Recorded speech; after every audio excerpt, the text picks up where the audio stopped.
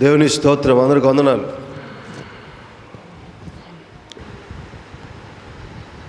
దేవుడికి అందరికీ మేలు చేస్తాడు. నీకొక్కడికి చేసి నాకు చేసి ఇంకొకరు చేయకుండా ఉండే దేవుడు ఆయన కాదు. నమ్మట్లా, అసలు నమ్మకమే లేదు దేవుడి మీద. దేవుడి మీద ఎందుకు నమ్మకం లేదు? ఇఫానా పేరా పైన పైన దేవుడి మీద ఎందుకు నమ్మకం లేదు? దేవుడిని నమ్మితే నమ్మకం ఖచ్చితంగా వస్తుంది. నమ్మట్లే దేవుడు. లోకంలో ఉన్న వాటన్నిటినీ నమ్ముతున్నారు కానీ దేవుణ్ణి నమ్మట్లా, దేవుణ్ణి విశ్వసించట్లా. మన విశ్వాసం దేవుని మీద పూర్ణముగా ఉండాలి, పూర్ణముగా ఆధారపడుతూ ఉండాలి. ప్రభువుకు దూరస్తులుగా మనం ఉండటానికి వీలు లేదు. కొన్ని సందర్భాల్లో బాధ కలుగుతుంది. ఏం బాధ కలుగుతుందంటే, అరే సంఘ బిడ్డలను ప్రేమించి వారి కుటుంబ పరిస్థితులను తెలుసుకొని ఒక సేవకుడిగా వారి అక్రతలేంటో వారి అవసరతలేంటో, వారికి ఏ ప్రార్థన కొదువుగా ఉందో, ఏ ఇబ్బంది కొదువుగా ఉందో, కుటుంబాల్లో ఏది కొదువుగా ఉందో దానిని బట్టి బిడ్డలకు చక్కటి వాక్యాన్ని బోధించి ఆ వాక్యం ద్వారా వారు మార్చబడి ప్రభువుకు దగ్గరవుతారని ఎంతగా ప్రయాసపడినా ఆ ప్రయాస తిరిగి రావట్లా. ఎప్పుడు మన ప్రయాస తిరిగి మన దగ్గరికి వస్తుంది అని అంటే, మన కష్టానికి ఫలితము దొరికినప్పుడు. మన బిడ్డల్ని చదివించుకుంటాం వేలు పెట్టి లక్షలు పెట్టి. ఆ చదువును వారు దుర్వినియోగం చేసుకుంటూ వ్యర్థంగా పోగొడితే మీ కష్టమంతా వ్యర్థమవుతుంది, వారి కష్టమంతా వ్యర్థమవుతుంది. ఒక తండ్రికి, ఒక సేవకుడికి, దేవుడికి ఇదే ప్రయాసం ఉంటుంది. పరమందున్న దేవుడికి బిడ్డలకు ఉన్నటువంటి ఆ పరిస్థితులన్నీ తీసివేసి వారిని ఆశీర్వదించాలన్నటువంటి ఆ ప్రయాస, వారు పోగొట్టుకున్నప్పుడు ఏడ్చే ఆ బాధ. సేవకుడికి సంఘము వారి స్థితిగతులు బాగులేనప్పుడు కన్నీటితో ప్రార్థించే ప్రయాస, వారు బాగున్నప్పుడు సంతోషంగా ఉన్నప్పుడు ఆ కన్నీళ్లు తుడుచుకొని ఆనందపడే ప్రయాస. ఒక తండ్రికి బిడ్డలు వృద్ధిలోనికి వచ్చినప్పుడు సంతోషము, వృద్ధి కోల్పోయినప్పుడు కన్నీళ్ళు. అంటే ఇక్కడ మీరు వ్యత్యాసం చూడండి, చాలా మనకు కనపడతాయి. ప్రయాస లేదు మనకి. ప్రయాస ఎందుకు లేదు మనకి? ప్రభువును హృదయపూర్వకం అంగీకరించట్లేదు. అంగీకరించితే తప్పక ప్రయాస ఉంటుంది. వాక్యంలోనికి వెళ్ళి కొన్ని మాటలు మనం మాట్లాడుకుందాం. నిర్గమకాండము 1వ అధ్యాయము 21వ వాక్యం. నిర్గమకాండం 1వ అధ్యాయం 21వ వాక్యం నేను చదువుతాను, మీరేనండి. ఆ మంత్రస్వానులు దేవునికి భయపడినందున ఆయన వారికి వంశాభివృద్ధి కలుగజేసింది. ఎందుట ఆ మంత్రస్వానులు ఎవరికి భయపడ్డారు? దేవునికి భయపడటం వలన వారికి వంశాభివృద్ధి కలుగజేసింది. వినండి వాక్యం, నిజమే. ఇప్పుడైతే ఎక్కడ చూసిన ఆసుపత్రులు, వైద్యులు, చదువులు అన్నీ ఉన్నాయి. నడవేమి లేవు అవేవి. అప్పుడు ఒక గర్భము వచ్చినప్పుడు శిశువుని కనాలి ఆ కుటుంబంలో అంటే తప్పక మంత్రస్వానులు ఉండేవాళ్ళు. వీధికి ఒక మంత్రస్వామి ఉండేవాళ్ళు. ఆ మంత్రస్వాములందరికీ పెద్దవాళ్ళు ఒకళ్ళిద్దరు ఉండేవాళ్ళు, పెద్ద మంత్రస్వాములు. అయితే ఐగుప్తులో దేవుని యొక్క బిడ్డలు అనగా ఇశ్రాయేలు బిడ్డలు ఎక్కువ సంతానం అయిపోతుంది అని రాజు తెలియజేస్తాడు. 2 మంత్రస్వాలను పిలిపించి, పుప్రా శుప్ర అని ఆ చదువు పూయ 15వ వచనంలో షీఫ్రా పూయ. ఎవరో వాళ్ళ పేర్లు? షీఫ్రా పూయ. వీరు ఆ మంత్రసానులందరికీ పెద్దవాళ్ళు. వీళ్ళు రాజు పిలిపిస్తాడు 2 మంత్రసానుల్ని పిలిపించి, ఇదిగో ఈ ఐగుప్తుల్లో ఎవరైతే మగపిల్లలు కంటారో, ఎవరిని కంటారో? మగపిల్లలు ఎవరైతే కంటారో వాడిని చంపేయండి. మీరు వెళ్ళి చెప్పండి అందరికీ, మిగతా మంత్రసానులందరికీ చెప్పండి, ఎవరైతే మగబిడ్డలు పుడతారో తల్లి గర్భాన వారందరినీ చంపేయండి. అయితే ఆ మంత్రసానులు రాజుకు భయపడలే. వాస్తవానికి రాజ్యంలో ఉన్నారు వారు. వారికి పైన అధికారి ఎవరున్నారు? రాజు ఉన్నాడు. రాజే స్వయంగా వారిని పిలువనంపించాడు. మీరు మగపిల్లలను ఎవరైతే ఏ కుటుంబంలో తల్లులు కంటారో అక్కడ మగపిల్లలు ఉండటానికి వీలేదు, వారిని చంపేయండి. అయితే వారు ఆ రాజుకు భయపడలా. ఎవరికి భయపడ్డారు? దేవుడికి భయపడ్డారు. దేవునికి స్తోత్రం, హల్లెలూయా. చేతుల స్వరమెత్తి హల్లెలూయా. ఎవరికి భయపడ్డారు? దేవుడికి భయపడ్డారు. అక్కడున్న రాజు చంపుతాడనో, మంత్రసాని ఎంత, వారి జీవితం ఎంత, వారి బ్రతుకెంత.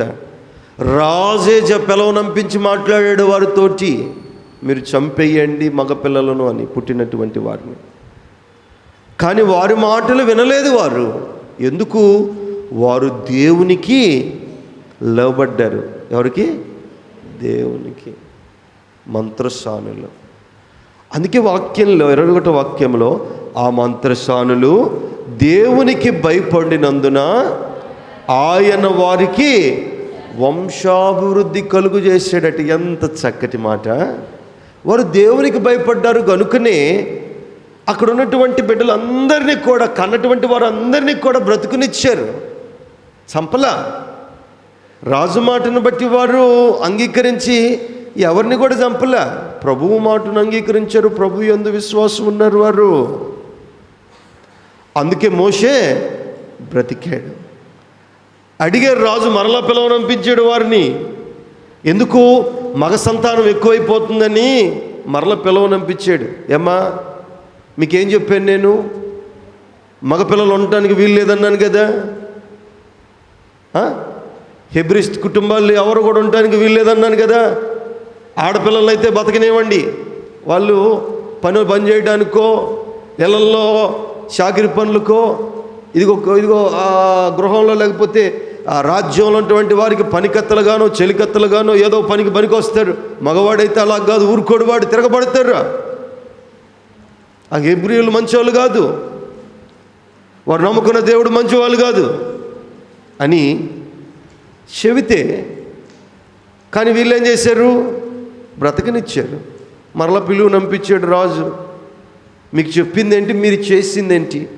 అయితే వీరేం చెప్పారు తెలివిగా, మహారాజా, మేము ఆ కంటనటువంటి తల్లుల దగ్గరికి వెళ్ళక ముందే వాళ్ళు కనేస్తున్నారు. చూడండి ఎంత చక్కటి మాట, ఎంత ఉపాయము కలిగిన మాట. రాజు చంపుతాడని తెలుసు, ఏదైనా తేడా వస్తే కుటుంబాన్ని లేకుండా చేస్తాడని తెలుసు, కానీ లోక సంబంధమైనటువంటి వాటికి వారు భయపడలా. రాజుకు మరలా సమాధానం చెబుతున్నారు. హెబ్రీ స్త్రీలు తెలివి కలిగినటువంటి వారు మేము అక్కడికి వెళ్ళే లోపే ప్రసవిస్తున్నారు. చూడండి ఎంత గొప్ప విశ్వాసమో వారిలో, ఎంత గొప్ప విశ్వాసమో. ఈరోజు చాలామంది బ్రతుకులు, కుటుంబాలు దేవుడికి భయపడకుండా మనుషులకు భయపడుతున్నారు. ఎవరికి భయపడుతున్నారు? మనుష్యులకు. మనుషుల యొక్క కార్యకలాపాలకు, వారు నేర్పినటువంటి పనులకు, వారు చేస్తున్నటువంటి పనిబాట్లకు భయపడుతున్నారే కానీ పరమందున్నటువంటి దేవుడికి వారు భయపడట్లా. అక్కడున్న మంత్రసానులు దేవుడికి భయపడ్డారండి. అందుకే వారికి వంశాభివృద్ధిని కలుగజేశాడు. వారి వంశాన్ని అభివృద్ధి చేశాడు. వారి కుటుంబాలను వృద్ధి చేశాడు. అపాయములో వారిని ఉంచలేదు. లోకములో మనుషులందరూ పడిపోయి అగాధములో కూరిపోయి కుంగిపోయి వారు బ్రతుకుతున్నా కానీ ఇదిగో ఈ మంత్రస్థానులకు మాత్రం ఆశీర్వాదాన్ని కలుగు చేశాడు. ఎందుకు? దేవుని బిడ్డల ఎడల వారు మేలు చేశారు, దేవుని కృపకు పాత్రులై ఉన్నారు, దేవుని మాటను వారు తృణీకరించలేదు, దేవుడికి భయపడ్డారు గనుక. ఎంత విశ్వాసం, ఎంత విశ్వాసం అండి! ఈరోజు మనకు ఎలాంటి విశ్వాసం ఉంది? ఎలాంటి విశ్వాసం ఉందండి? నిజమైనటువంటి విశ్వాసం ఉందా? దేవుని మీద నమ్మకంగా ఆనుకునేటువంటి విశ్వాసం ఉందా? అసలు దేవుడికి ఎవడు భయపడుతున్నాడండి? చెప్పండి, వాస్తవంగా ఎవడని భయపడుతున్నాడు దేవుడికి? నిజం చెప్పండి. దేవుడు అంటే ఎవడికి భయం ఉంది? ఏ కుటుంబానికి భయం లేదు. ఏదో ఉడతట్టు భక్తి ఇది ఉంటుందో ఆ భక్తి.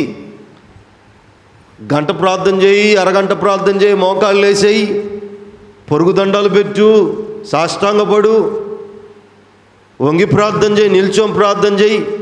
దేవునికి కానీ భయపడకుండా, దేవుడు చేయమన్నటువంటి ప్రతి కార్యమును చేయకుండా వ్యర్థంగా ఉన్న ప్రతి ఒక్కరు భక్తిహీనులే. ఎవరు భయపడాలా? దేవుడికి. ఎవడు భయపడుతున్నాడు ఇప్పుడు? దేవుడికి. విచ్చలవిడిగా తిరుగులాడటానికి ఇష్టపడుతున్నారు. లోకంలో ఉన్నటువంటి ఒక యజమానుడికి, ఆ ఉద్యోగం చేసే యజమానుడికో, పనికి వెళ్ళకపోతే పనికి రమ్మన్నటువంటి ఆ యజమానుడికో, ఇంట్లో ఉన్న భర్తకో, భార్యకో, బిడ్డలకో భయపడుతున్నారు. చివరికి ఆఖరికి అప్పిచ్చినోడికి కూడా భయపడుతున్నాడు. అప్పు తీసుకున్నవాడు కదా, వాడిటి వస్తున్నాడంటే అటు పరిగెడతాడు. ఎందుకు? వాడు అప్పు అడుగుతాడేమని. ఎంత బుద్ధి లేని జీవితం. దేవుడికి భయపడేట్లా నీకు ఆయువునిచ్చి, ప్రాణాన్నిచ్చి, ఆశీర్వాదాన్నిచ్చి, అక్రతలు ఇచ్చి, ప్రభువుకు భయపడితేగా నీ అక్రతలు తీరేది. దేవుడు భయపడట్లా. ఎంతమంది లేరు ఈ బుద్ధిహీనులుగా ఈనాడు?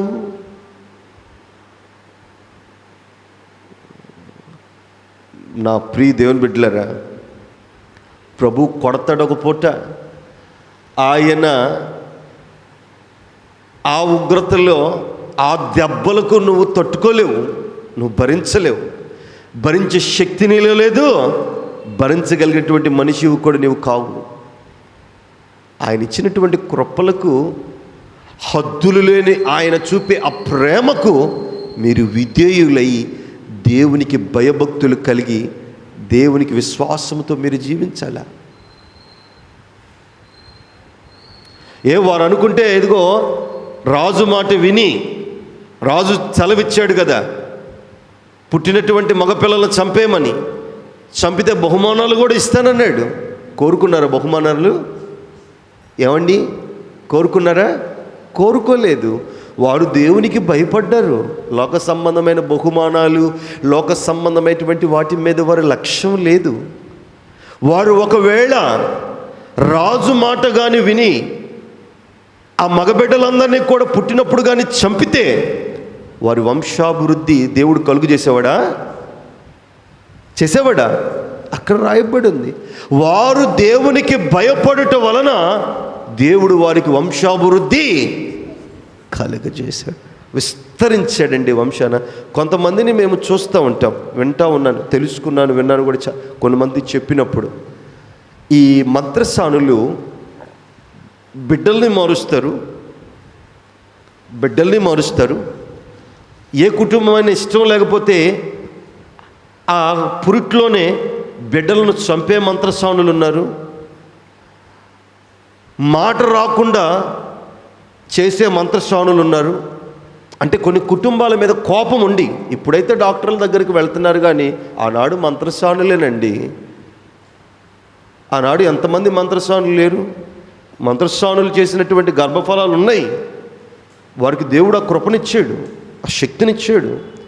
డాక్టర్లకు కూడా కొంతమందికి తెలియదు వైద్యం ఎలాగ చేయాలో, ఒక బిడ్డను ఎలాగ కాపాడాలో ఆ గొప్ప కృపను మంత్రసానులకు దేవుడిచ్చాడు. ఇప్పుడంటే ఇంజక్షన్లను, హాస్పిటల్ని, ఆ బాక్సులని కష్టమైతే బతకపోతే హాస్పిటల్లో రోజులు పెట్టే పరిస్థితులు. కానీ ఆనాడు అలాంటి ఏమీ లేవు. ఆనాడు బిడ్డ బతకాలన్నా, వృద్ధిలోనికి అదిగో కొద్దిగా బాగా దినాలు గడవాలన్నా మంత్రసాని చేతిలోనే ఉండాలా. మంత్రసాని చెప్పినట్టు ఆ కుటుంబం వినాలా, వారు ఏది చెబితే అది వినాలా. ఆనాడు పరిస్థితి అది. అందుకే రాజు కూడా వారికి తెలియజెప్పాడు చంపేయమని. బహుమానాలు ఇస్తానన్న వారు లోబడలేదు. కొన్నిసార్లు ఈ మంత్రసానులు ఏ కుటుంబం మీదైనా పగగానే కోపంగానే ఉంటే ఆ బిడ్డలు చంపేవాడు. అందుకే కొన్నిసార్లు దేవుడు అంటాడు మంత్రసానులకు వారికి వంశము అభివృద్ధి కలగదు. కానీ దేవుడు ఇక్కడ ఏమన్నాడు, వారు దేవునికి భయపడటం వలన వారి వంశము అభివృద్ధి చేశాడు. దేవునికి భయపడుతున్నారండి. లోకములో ఉన్న సమస్తము దేవుడికి భయపడుతుందండి. సమస్తము దేవుడు భయపడుతుంది. దేవుడు మాట వింటాడు. ఆ పనికి మన మనుషులు ఇంట్లా గోచరం కాదు, లేకపోతే చెవిటోళ్ళో, లేకపోతే భయం లేదో దేవుడి మీదేమో నాకు తెలియదు. కానీ అయితే దేవుడు తగిన సమయంలో తప్పక కొడతాడు. బుద్ధి చెప్పకుండా దేవుడేం ఉండడు. దేవుడేం చూడట్లేదు అనుకోమాకండి, దేవుడు చూస్తున్నాడు. ఎందుకు గోచరం కావట్లేదు? ఎవరండి మంత్రశానులు? నీ బిడ్డలను నువ్వు కన్నప్పుడు వారిని చూసేవారు, ఆ పనులు చేసేవారు, వారు వంశం దీవించబడుతుంది. కానీ ఈరోజు చాలామంది వంశాలు దీవించబట్టలే. కారణం ఏమిటి? దేవుడికి భయపడలే. ఇంకా బాగా చెప్పాలంటే మీకు తెలిసిన మాటలు చాలా మార్లు చెప్పిన మాటే, చాలా మార్లు మీరు విన్న మాటే. ఎరుకో గోడ మీద ఎవరున్నారు? రాహాబు ఉంది. వేశ్య అండి, వేశ్య. విశ్వాసి కాదు, ఒట్టి పనికి మాలింది. విశ్వాసి కాదు. వేగుల వారు వచ్చారు. వేగుల వారు కూడా దిగటం కూడా వేశ్య దగ్గర ఆ ఇంట్లోనే దిగారు. లోకం చాలామంది ఉంది. యెహోషువ పంపించాడు. ఎక్కడ దిగారు వాళ్ళు? వేశ్య గృహంలోనే. ఇంకెక్కడ దిగల. ఎందుకు వాళ్ళు అక్కడ దిగారు? అక్కడ వేశ్య దగ్గరికి లోకమంతా వస్తుంది కనుక ఊరేందో, ఊరు పరిస్థితి ఏందో, దేశం పరిస్థితి ఏందో ఆమెకి తెలుసు. ఈ వేగుల వారు ఇద్దరు వచ్చారన్న సంగతి రాజుకు తెలిసింది. తెలవగానే పంపించాడు. ఇక్కడ వేశ్య గృహంలో వారిద్దరు దిగారని, వారు ఉదయకాలంలో వచ్చారని, ఇక్కడికి వచ్చారని, అందరిని అడుగుతున్నారని, ఇశ్రాయేలు దేశంలో నుంచి యెహోషువ పంపించాడని వారికి తెలుసు. ఎందుకు తెలుసు? యెరికో పట్టణానికి ఇశ్రాయేలు దేశం అంటే, సేవకుడైనటువంటి యెహోషువ అంటే, అక్కడ ఉన్నటువంటి జనులంటే, వారు ఆరాధించు దేవుడంటే ఆ చుట్టుపక్కల ఉన్న వారందరికీ వెన్నులో భయం. ఎందుకో తెలుసా? వారితో మాట్లాడాలన్న భయం. ఎందుకు? వారు ఆరాధించు దేవుడు నమ్మదగిన వాడు. దేవుని స్తోత్రం, హల్లెలూయా. భయం, మాట్లాడలేరు. వేగుల వారు వచ్చారు, వేశ్యగృహంలో దిగారు. రాజు తెలుసుకున్నాడు, వచ్చాడు, పంపించాడు అక్కడ ఉన్నారేమోనని. అయితే ఆ సంగతి ఎరిగినటువంటి ఆ రాహాబు వారిని ఎక్కడ దాచిపెట్టింది? ఇంటి పైన జనప కట్టెల్లో దాచిపెట్టింది. జనప కట్టెల్లో దాచిపెట్టింది. దాచిపెట్టాల్సిన అవసరం ఉందా? పంపించింది రాజు, వచ్చిన వారు పనివారు. అక్కడ ఇశ్రాయేలు వారు ఎవరైనా ఉన్నారేమో, వారు మీ ఇంటికి వచ్చారు, చెప్పారు. వారు వచ్చి మీ ఇంటికి ఇద్దరు మనుషులు వచ్చారు, వారు ఎక్కడున్నారు చెప్పు, వారు ఎక్కడున్నారో, లేకపోతే నీ అంతు చూస్తామని అన్నారు. కానీ చెప్పిందండి. ఇంటి మిద్దె మీదకి తీసుకెళ్ళింది. ఇంటి మిద్దె మీదకి రాకూడదు వేశ్యగృహాల్లో. దానికి ఒక కథ ఉంది, దేవుని చిత్తం మీద తర్వాత చూద్దాం. ఇంటి మిద్దె మీదకి తీసుకువెళ్ళి జనుము కట్టెలు ఉంటే, జనప కట్టెలు, ఆ కట్టెలు బేరుపుంది మొత్తం, ఆ ఇంటి మీద మొత్తం ఆ కట్టెల్లో దాచిపెట్టింది. ఇద్దరు వేగుల వారిని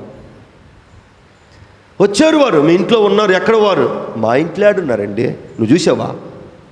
వారు ఎప్పుడో ఉదయకాలం వచ్చారు, ఉన్నారు కొద్దిసేపు.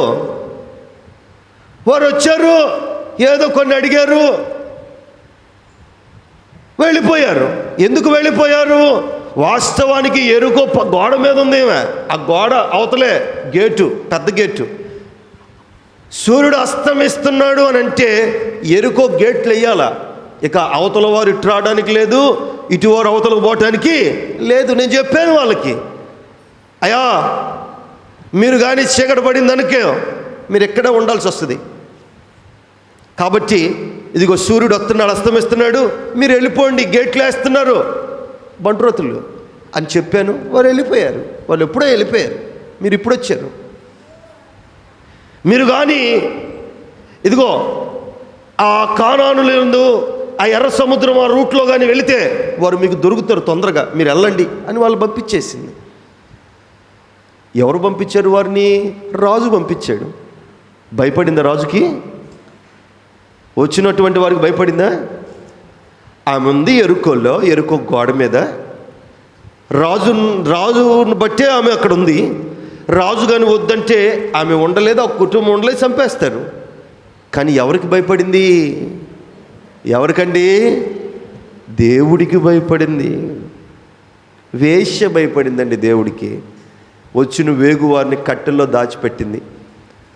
చీకటి పడినాక పైకి వెళ్ళిపోయి, చీకటి పడుతున్నప్పుడు వారు నిద్రపోయే సమయానికి పైకి వెళ్ళి వాళ్ళకి అంత భోజనం పెట్టి వారిని అడుగుతుంది, వారితో మాట్లాడుతుంది. ఇద్దరు వేగువారు, మీరు ఇశ్రాయేల్లో నుంచి వచ్చారు కదా? అవునమ్మా, మేము అక్కడి నుంచి వచ్చాం. మీరు నమ్ముకున్న దేవుడు గొప్పవాడని నాకు తెలుసు. ఆ మాట మీకు చదివి వినిపిస్తుంది. యెహోషువ గ్రంథము 2వ అధ్యాయము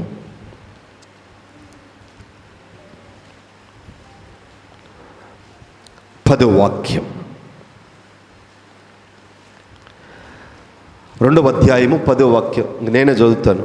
మీలో చదివే వాళ్ళందరూ మూగోళ్ళు కదా. మీరు ఐగుప్తు దేశములో నుండి వచ్చినప్పుడు మీ ఎదుట యెహోవా ఎర్ర సముద్రము, మీ ఎదుట యెహోవా ఎర్ర సముద్రపు నీరును ఎలాగూ ఆడిపోజేసెనో, యోర్దాను తీరమునున్న అమోరీయుల ఇద్దరు రాజులైన సీహోనుకును ఓగుకును మీరేమి చేసితురో అనగా మీరు వారిని ఎలాగూ నిర్మూలన చేసితురో ఆ సంగతి మేము వింటిమి. మేము వినినప్పుడు మా గుండెలు కరిగిపోయెను. మీ దేవుడైన యెహోవా పైన ఆకాశమందే గాని భూమి అందును దేవుడే. ఎక్కడంట? పైన ఆకాశమందే గాని కింద భూమి అందే గాని దేవుడు. ఎవరు చెప్పారు ఈ మాట? ఎవరు చెప్పారు? మీరు ఆరాధించు దేవుడు దేవుడే. ఆకాశంలో కానీ భూమి మీద కానీ ఆయనే దేవుడు. ఎవరు చెప్పారు ఈ మాట? ఒక వేశ్య చెప్పింది. ఒక వేశ్య. ఏం పుట్టుకతో క్రైస్తవురాలమే? వాళ్ళ కుటుంబం క్రైస్తవ కుటుంబమా? దేవుడిని ఎరిగిందా? తెలీదు. దేవుడు గురించినటువంటి వార్తలు ఏమీ తెలీదు. ఆయన దేవుడన్న సంగతి తెలీదు, ఏమీ తెలీదు. ఎప్పుడు ఆమె తెలుసుకుంది? ఎప్పుడు తెలుసుకుంది? ఐగుప్తులో నుంచి ఇశ్రాయేలు జనులు ఎక్కడికి వెళ్తున్నారు? పాలు తేనెల దేశం వెళుతున్నప్పుడు దేవుడు ఎర్ర సముద్రాన్ని ఏం చేశాడు? 2 పాయలు చేయటం కాదు, అది దాటి వచ్చినాక మరలా నీళ్లు కనపడ్డాయి.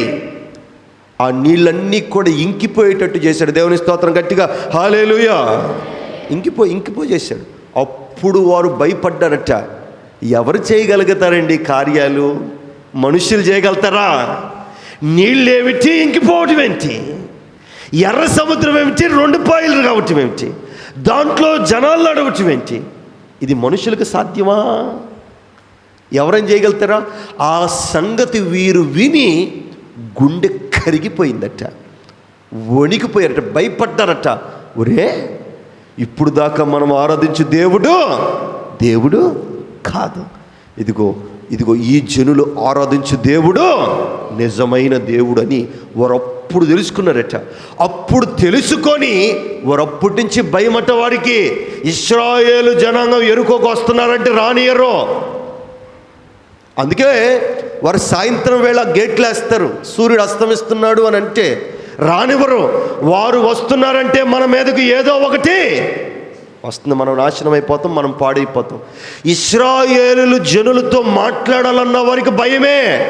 ఏ తొందరపడి మాట వారితో మాట్లాడినా వారు నమ్ముకున్న దేవుడు, వారు ఆరాధించే దేవుడు మనకేదైనా అపాయమో భయం అండి వారికి. ఎప్పుడు వెన్నులో వణికే వాళ్ళకి ఆ సంగతి ఎరుకు అందరికీ తెలుసు, రాజుకు కూడా తెలుసు. తెలిసే వేగులు వారిద్దరు వేశ్య ఇంట్లో, రాహాబు ఇంట్లో ఉన్నారని ఎరిగి అక్కడికి పనివారిని పంపించాడు. అక్కడ వారు ఉన్నారేమో, వారిని పట్టుకొని తీసుకురండి, మన మీదకి అపాయం రాకుండా మనము బ్రతుకుదాము. చూడండి వేశ్యకి ఎంత విశ్వాసమో. ఒక వేశ్య అండి, వ్యర్థురాలు, మనుషులకి ఇష్టము లేనటువంటి స్త్రీ, కుటుంబాలకు వాళ్ళకి ఇష్టము లేనటువంటి స్త్రీ, ఇష్టము లేనటువంటి పేరు, ఇష్టము లేనటువంటి ఆ వృత్తి, అది వేశ్యతనము. అలాంటి వేశ్య దేవుని బిడ్డలను కాపాడింది, దేవుడికి భయపడింది. ఎంత చక్కటి కృప, ఎంత చక్కటి కృప చూడండి. ఈరోజు మనం వేశ్యలంటే ఇదిగో ఎవరన్నా ఆ దాంట్లో పట్టుబడ్డామనుకో వాళ్ళ ముఖం మీద ఉమ్ము వస్తాము, షీ కొడతాము, ఛే నీ బతికేం బతుకంటాం. కానీ అట్టాటి వారిని కూడా దేవుడు ఆశీర్దిస్తున్నాడు. కానీ బాగున్న మన బ్రతికేంటి? ఏమిటండి చెప్పండి? మంత్రస్వానులను ఆశీర్దిస్తున్నాడు దేవుడు, వారు వంశాన్ని వృద్ధి చేశాడు. ఈ రాహాబు అనే స్త్రీ వారిని అడిగింది, ప్రమాణం చేయించుకుంది, ఎక్కడ దేవుడు వారిని నాశనం చేస్తాడని. మీరు నమ్ముకున్న దేవుడు గొప్పవాడు, ఆ దేవుడిని మేము కూడా నమ్ముకుంటాం. అయితే మీరు ప్రమాణం చేయండి, మేము మిమ్మల్ని కాపాడా కదా, మీరు మమ్మల్ని కూడా మీ దేవుడు చేత చెప్పించి మమ్మలను కాపాడండి. నాకు ఒక తల్లి, ఒక తండ్రి, అన్నదమ్ములు ఉన్నారు, అక్కచెల్లెలు ఉన్నారు, నా బంధువులు, రక్త సంబంధికులు ఉన్నారు, వారందరినీ కాపాడండి.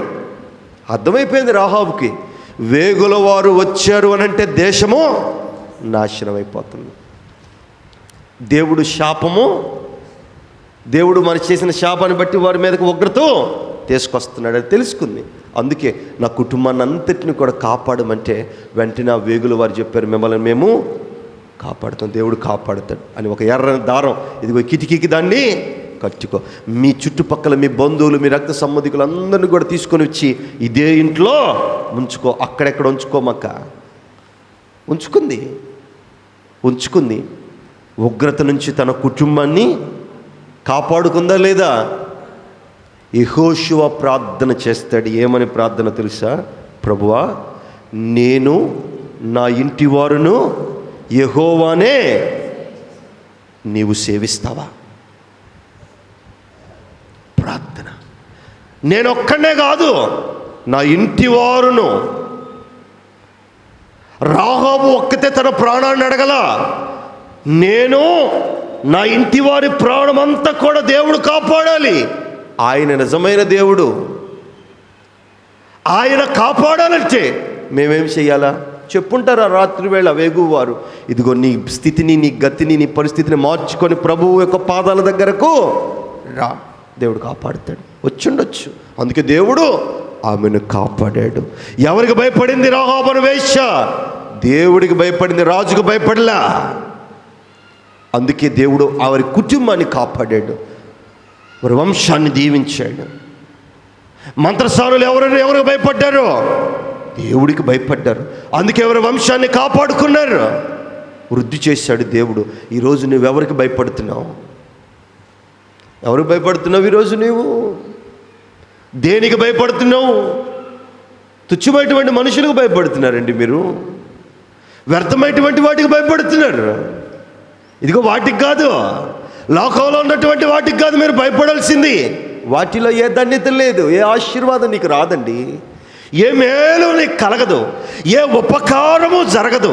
నీ కుటుంబాన్ని అవేవి కాపాడలేవు నీ ఉగ్రత దినమందు. ఒక ప్రభువారు తప్ప, దేవుని స్తోత్రం, హల్లెలూయా, ఒక ప్రభువారు తప్ప ఎవరు నిన్ను కాపాడలేరు. నువ్వు ప్రభువుకు భయపడాలా, నువ్వు ప్రభువుకు భయపట్టు నేర్చుకోవాలా. ఈరోజు మనుషులు ఏడ భయపడుతున్నారు. అందుకే ఎఫీసీయులకు రాసిన పత్రిక 2వ అధ్యాయం 5వ వాక్యంలో ఒక చక్కటి మాట రాయబడింది. ఎఫీసీయులకు రాసిన పత్రిక 2వ అధ్యాయం 5వ వాక్యంలో చదవండి మాట, ఎంత చక్కటి మాటో. మనము మన అపరాధముల చేత చచ్చిన వారమై ఉన్నప్పుడు ఉండినప్పుడు సహితము మనము మన ఎడల చూపిన తన మహాప్రేమ చేత మనలను క్రీస్తుతో కూడా బ్రతికించెను. ఎవరు బ్రతికించాడు మనల్ని? మన అపరాధములో మనము చచ్చాము, మన పాపములో మనం చచ్చిన వారమై ఉన్నప్పుడు మన అపరాధములు క్షమించి మనము క్రీస్తు వారమై ఉన్నట్టుగా ఆయన బ్రతికిస్తున్నాడు. నిజమే, చచ్చిన వాళ్ళ వరే ఉన్నాము. దేవునికి భయపడక, మన అపరాధములు పోగొట్టుకోక, దేవుణ్ణి తృణీకరించి పాపగ్రస్తులమై, అపవాది సంబంధులమై, వ్యర్థులమై, లోకానికి భయపడుతూ ప్రభువుకు భయపడక చచ్చిన బ్రతుకుల్లో నేడు చాలామంది ఉన్నారు. అయితే దేవుడు ఏమంటున్నాడు? నీ అపరాధములు క్షమించి ఇదిగో కుక్క వలె చచ్చిన నిన్ను బ్రతికించి నా హక్కుని మిమ్మల్ని చేర్చుకుంటే మీరేం చేస్తున్నారు? మరలా అదే బ్రతుకు బ్రతుకుతున్నారు. ఇంక చెప్పాలంటే ఈ మాట భలే దేవుడు ఈ మాట, ఈ సందర్భం, ఇదిగో అక్కడ రాసినటువంటి మాట, కుక్క వాంతి చేసుకొని అది నిద్రపోయి తిరిగి మరల అదే వాంతిని తిందా? కుక్క బరీటికి తింటది, పట్టనంత తింటది. అది అది అది అది ఉంచుకోదు లోపల, అది మొత్తం అలాగే కక్కుతుంది. కక్కి అలాగే పక్కన పడిపోయింది. కొద్దిసేపు అయినాక అది మహిళా స్పృహకు తెచ్చుకున్నాక మరలా మామూలు అయిపోయిన తర్వాత ఆ కక్కిన వాంతినే మరల తిని వెళ్ళిపోద్ది. మనిషి బ్రతుకు అలాగుందట. వాక్యం వింటారు, ఇంకా కావాలి, ఇంకా ఆత్మీయంగా, ఇంకా రక్షింపబడాలి, ఇంకా ఆశీర్వాదకరంగా ఉండాలని లెక్కలేనటువంటి ఆత్మీయమైనటువంటి మాటలు వింటాం. కానీ ఒక్క సమస్య వచ్చి పడింది అనుకో, విన్నది మొత్తం వదిలేస్తాం. చెవుల ద్వారా, నోటి ద్వారా మొత్తం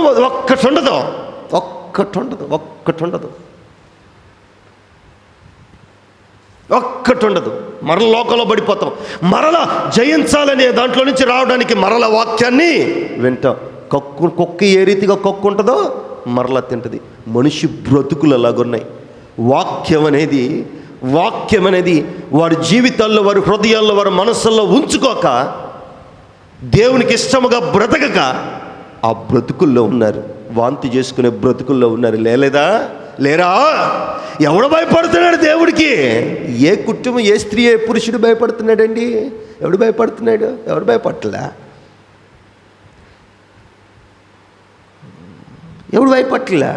కారణం ఇదిగో నా దేవుడు చూస్తున్నాడు పరము నుంచి. ఆ దేవుడు చూస్తా ఊరుకోడు. అందుకే వాక్యంలో, అదే ఎఫెసీయులకు రాసిన పత్రిక 2వ అధ్యాయంలో 8వ వాక్యం, మీ విశ్వాసము ద్వారా కృపచేతనే రక్షింపబడి ఉన్నారు. ఇది మీ వలన కలిగినది కాదు. ఏమని చదువుతున్నాడు? మీరు బ్రతికింపబడ్డారు. ఎలాగ బ్రతికింపబడ్డారు? చచ్చిన వారై మీరున్నప్పుడు, పాపపు బ్రతుకుల్లో, రోదనల్లో, లోక సంబంధమైనటువంటి బ్రతుకుల్లో మీరు చచ్చినప్పుడు ఎవరు బ్రతికిచ్చారు? యేసయ్య బ్రతికిచ్చారు. మీరేమనుకుంటున్నారు? ఇది మేము బ్రతుకుతున్నాం అనుకుంటారు. అది మీ వల్ల కలిగినది ఆయన ఇచ్చాడురా. ఆయన భిక్ష పెడితే ఈరోజు మీరు బ్రతికున్నారు, మీ కుటుంబాలతో. నిజం ఈ మాట. ఆయన పెట్టిన భిక్ష ఈరోజు మనము మన బిడ్డలతో ఈ రీతిగా దేవుడి సన్నిధిలో ఉన్నామంటే, ఆయన ఆ భిక్ష మనకు పెట్టకపోతే ఈ పాటికి ఎప్పుడో మట్టిలో కలిసిపోయే వాళ్ళం. మనము మనుషుల దృష్టిలో, సమాజం దృష్టిలో, లెక్కలో ఎప్పుడో మనం ఉండేవాళ్ళం కాదు, ఎప్పుడో పోయేవాళ్ళం. మరి ఈరోజు సమాజం మనం గుర్తుపెట్టుకుంటుంది. 10 మంది మనల్ని పిలుస్తున్నారు, 10 మంది మనల్ని గుర్తిస్తున్నారు, పని ఇస్తున్నారు, ఉద్యోగం ఇస్తున్నారు, కష్టపడుతున్నాం, డబ్బులు సంపాదించుకున్నాం, ఇవన్నీ చేస్తున్నాం అని అంటే ఆయన పెట్టిన భిక్షరా నాయన, ఆయన పెట్టింది. మరి ఆయన పెట్టిన ఆ భిక్షకు ఎవరిని గుర్తు చేసుకోవాలా? దేవుణ్ణి గుర్తు చేసుకోవాలా, ప్రభువును గుర్తు చేసుకోవాలా. మరి నువ్వు ఎవరిని గుర్తు చేసుకున్నావు? ఎవరికి భయపడుతున్నావు? లోకానికి, లోక మనుష్యులకు. నిన్ను లెక్క చేయనటువంటి వారికి భయపడుతున్నావు. నిన్ను బాగా చూసుకోలేటువంటి వారికి భయపడుతున్నావు. వాళ్ళకి భయపడుతున్నావు. దేవుడికి ఎప్పుడు భయపడతా? ఎప్పుడు భయపడతా దేవుడికి? కొంతమందికి భయం, డబ్బులు బాగా కూడబెట్టుకుంటారు. ఎప్పుడొచ్చి ఏ దొంగ వచ్చి వాడు ఎప్పుడొచ్చి వాడు డబ్బులో ఆ నగలో ఆ గట్టలో ఏవో దొంగలిస్తాడో అని భయం. డబ్బుకు భయపడుతున్నారు. కొంతమంది బిడ్డలకు భయపడుతున్నారు, కొంతమంది తల్లిదండ్రులు భయపడుతున్నారు, కొంతమంది భర్త, కొంతమంది భార్యకి, కొంతమంది లోకంలో ఉన్న వారికి. వాళ్ళకి కాదు. వాళ్ళకి భయపడితే ఏం రాదు. ఆ పూట అక్కర తీరుద్దేమో, కానీ నీ శాశ్వత కాల అక్రతలు అవసరతలు తీరాలి. ఇదిగో చచ్చిపోయినా నువ్వు బ్రతికించబడాలి అని అంటే నువ్వు ప్రభువుకు భయపడాలి. ఇది ఎందుకు? అందుకే మాట అంటున్నాడు ఏమని? ఇది మీ కృపచేత. ఎవరి కృపచేత? ఆయన కృపచేత మీరు బ్రతికింపబడ్డారు. ఇది మీ వలన కలిగినది కాదు. ఈరోజు మీరు ఈ రీతిగా ఉన్నారంటే అది మీ కష్టార్జితమో, మీ భర్త మీ భార్యల కష్టార్జితమో కాదు. ఇది దేవుని కృప. ఆయన కృపచేత మీరు రక్షింపబడ్డారు. అది ఆయన వలన కలిగినది. అందును బట్టి ఆయనకు మీరు భయపడండి. ఇక నా బిడ్డలే, ఆయనకు భయపట్టు నేర్చుకోండి. ఆయనకు భయపట్టు నేర్చుకొని ఆయన కృపకు మీరు పాత్రులై బ్రతకాల, లోకానికి కాదండి. ఈ మాట చాలా బాధాకరమైనటువంటి మాట. లోకానికి కాదు, లోక మనుష్యులకు కాదు. వారికి భయపడితే నీకేమి రాదు. ఆ పూట అక్రత తీరొచ్చు, ఒక నెల అక్రత తీరొచ్చు. నా తండ్రికి కానీ మీరు భయపడినట్లయితే ఇదిగో అక్కడ ఉన్నటువంటి ఆ మంత్రస్వానులకు వంశాభివృద్ధి కలుగు చేశాడు. ఎక్కడ? ఆ ఐగుప్తులో ఉన్నటువంటి మంత్రస్వానులకు దేవుడు వంశాభివృద్ధి కలుగు చేశారు. వారు దేవుడికి భయపడటం వలన. ఎరుకో గోడ మీద ఉన్నటువంటి రాహోబను వేశ్య దేవుడికి భయపడటం వల్ల ఆ కుటుంబాన్ని ఆశీర్వదించాడు దేవుడు. ఇదిగో వారికి కలిగినటువంటి ఆశీర్వాదం మనకు కలుగుతుంది. ఎప్పుడు? దేవుడికి భయపడినట్టు. అంతకంటే యోగ్యులుగా దేవుడు మిమ్మల్ని నిలబెట్టాడు. అంతకంటే ఆశీర్వాదానికి కర్తలుగా దేవుడు మిమ్మల్ని నిలబెట్టాడు. కృపలకు పాత్రులుగా దేవుడు మిమ్మల్ని నిలబెట్టాడు. అయితే మీరు దేవుడికి భయపడండి, మనుష్యులకు కాదు. వారికంటే అధికమైనటువంటి కృపలు, అధికమైనటువంటి ఆశీర్వాదాలు, దీవెనలు ఆయన మీకు కలుగు చేస్తాడు, కలిగిస్తాడు. అయితే ఆయన రక్షణ చూచి చచ్చిన వారై ఉండకుండా బ్రతికింపబడినటువంటి అనుభవంలోనికి మీరు రావాలి అని అంటే ఇదిగో లోకంలో, వాస్తవంగా లోకల్లో మీరు బ్రతికింపబడుతున్నారు. ఈరోజు ఇలాగున్నారు అంటే లోకంలో ఉన్న వారికి మీకు లెక్క వచ్చేమో. లోకంలో ఉన్నవారు వీరందరూ బ్రతికున్నారు, పనులకు తీసుకెళ్ళొచ్చు, ఉద్యోగం ఇవ్వచ్చు, పనిబాట్లు ఇవ్వచ్చు, లెక్క వచ్చేమో. కానీ దేవునికి లెక్క ఎలాగో తెలుసా? దేవునికి బ్రతికింపబడే అనుభవం తెలుసా? మీలో ప్రాణం ఉంటే కాదు, దేవుని యొక్క జీవం ఉంటే మీరు బ్రతికింపబడిన వారు. దేవుని స్తోత్రం, హల్లెలూయా. మీలో దేవుని జీవం ఉంటే ఆయన దృష్టికి మీరు బ్రతికింపబడినవారు. లోక మనుష్యులకు మీలో ప్రాణం ఉంటే చాలు, ఇంకేం అక్కర్లా. అప్పుడు మనుషుల యొక్క లెక్కలో మీరు ఉంటారు. దేవుని లెక్కలోకి మీరు రావాలంటే క్రీస్తు ప్రేమను మీరు కలిగి ఉండాలా, ఆయన రక్షణను మీరు కలిగి ఉండాలా, ఇది దేవుని కలిగినదని మీరు నమ్మాలా. అప్పుడే ఆయన లెక్కలో మీరు జీవించుచున్నటువంటి ఆయన పేరు మీకు పెట్టబడుతుంది. కాబట్టి నా బిడ్డలారా, వారికి కలిగినటువంటి ఆ దీవెనలు, ఆశీర్వాదాలు మీకు కూడా రావాలి, కలగాలి అని అంటే మీరు మనుషులకు కాక దేవునికి భయపడాలి. దేవునికి భయపడుతూ ఆయన కృపకిష్టులై ఉండాలని ఈ మాటలు ముగిస్తున్నారు. అందరూ కూడా తల్ల వంచుకొని కళ్ళు మూసుకున్నట్లయితే ప్రార్థన చేసుకుందాం. కళ్ళు మూసుకున్నాడు ప్రతి ఒక్కరు.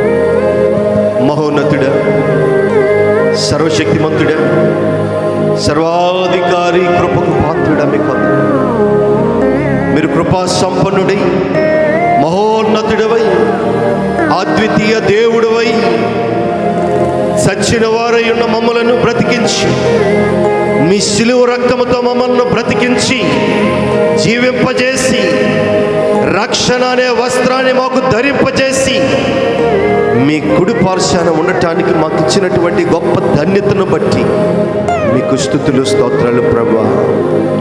మీ వాక్యములో మీరు దిన కూడికలో మాట్లాడిన మాట ఎంత చక్కటి మాటలు ప్రభువా. నాయనా ఎంత చక్కటి మేలైనటువంటి మాటలు నాయనా. యెరికో గోడ మీద ఉన్నటువంటి రాహాబు అనే వేశ్య మీకు భయపడి, మీ మాటకు లోబడి, రాజుకు జనులకు భయపడక విశ్వాసముతో వేగుల వారిని కాపాడి ఆశీర్వాదాన్ని పొందుకొని కుటుంబాన్ని కాపాడుకుంది ప్రభువా. ఎంత గొప్ప కృప నాయన, ఎంత గొప్ప దేవుడు, ఎంత ఆశీర్వాదం పొందుకుంది నాయన. ప్రమాణము కూడా చేపించుకుంది నాయన. ఆశీర్వాదం కావాలని ఐగుప్తులో రాజు చెప్పినటువంటి మాటలు వినక దేవుడికి భయపడి మీ కృపకు పాత్రులైనటువంటి మంత్రస్థానుల యొక్క కుటుంబాలను కాపాడారు ప్రభువా. వంశాభివృద్ధిని కలుగజేశారు గొప్ప తండ్రి. మీకు స్తోత్రమయ్యా, స్తోత్రం. వారు రాజుకు భయపడలేదు, మనుషులకు భయపడలేదయ్యా. రెండవ మారు మీరెందుకు ఆ మగపిల్లలను బ్రతికించారు అని అడిగినా కూడా వారికి సమాధానం చెప్పారు. హెబ్రీ స్త్రీలు మేము వెళ్ళే లోపే వారు ప్రసవించారు అని. ఎంత ఉపాయముతో, మీరిచ్చిన తెలివితో వారు మాట్లాడి వారికి వంశాభివృద్ధిని కలుగజేశారు ప్రభు. అయ్యా భయపడ్డారయ్యా, వారే భయపడగా మొదటి నుంచి పుట్టుకలో నుంచి మిమ్మల్ని ఎరిగి మీరెవరో తెలుసుకొని మీ పాదముల దగ్గర ఉన్నటువంటి ఈ కుటుంబాలు, క్రైస్తవులు బిడ్డలు మరి మీకెందుకు భయపడలేదు నైనా? దేనికోసం భయపడలేదు నైనా? ఇదిగో లోకాన్ని బట్టి భయపడలేదేమో, వ్యర్థమైనటువంటి వారిని బట్టి భయపడలేదేమో, డబ్బును బట్టి, అహంకారాన్ని బట్టి, స్థితిని బట్టి భయపడలేదేమో. నా దేవుడు అనుకుంటే రెప్పపాట్లో వాటిని తీసివేస్తాడు, అనుకుంటే రెప్పపాట్లో వాటిని ఇస్తాడంటువంటి వాస్తవం మర్చిపోయి మీకు భయపడలేదేమో. అయితే ఈ మధ్యాహ్న వేళ మీరు నీ బిడ్డలతో ఒకవేళ మీరు మాట్లాడితే, వాక్యం వారి హృదయంలో ఉంచుకుంటే, ఇది మొదలుకొని నేను నా దేవునికి భయపడాలి, ఇది మొదలుకొని నేను నా దేవునికి భయపడాలి అని ఆ విశ్వాసాన్ని నీ బిడ్డలకు కలుగు చేయమని ప్రార్థన చేస్తూ, మీ యందు భయపడుతూ, మీ యందు విశ్వాసం ఉంచుతూ నిత్య జీవం వెళ్ళే అడుగులు నీ బిడ్డలు వెయ్యాలని ప్రార్థన చేస్తూ, సంఘాన్ని, కుటుంబాలు కూడి వచ్చిన ప్రతి బిడ్డను మీరు ఆశీర్వదించి మీ కృపను దయచేయం. వాతావరణాన్ని అనుకూలపరిచినందుకు వందనాలు. ప్రతి ఒక్కదాన్ని అనుకూలపరిచినందుకు మీకు స్తుతులు, స్తోత్రాలు తెలియజేస్తూ చేసిన ప్రార్థనకు మీరు జవాబు అనుగ్రహించు. యేసుక్రీస్తు పరిశుద్ధ నామములో అడిగి వేడుకుంటున్నాం తండ్రి, ఆమేన్.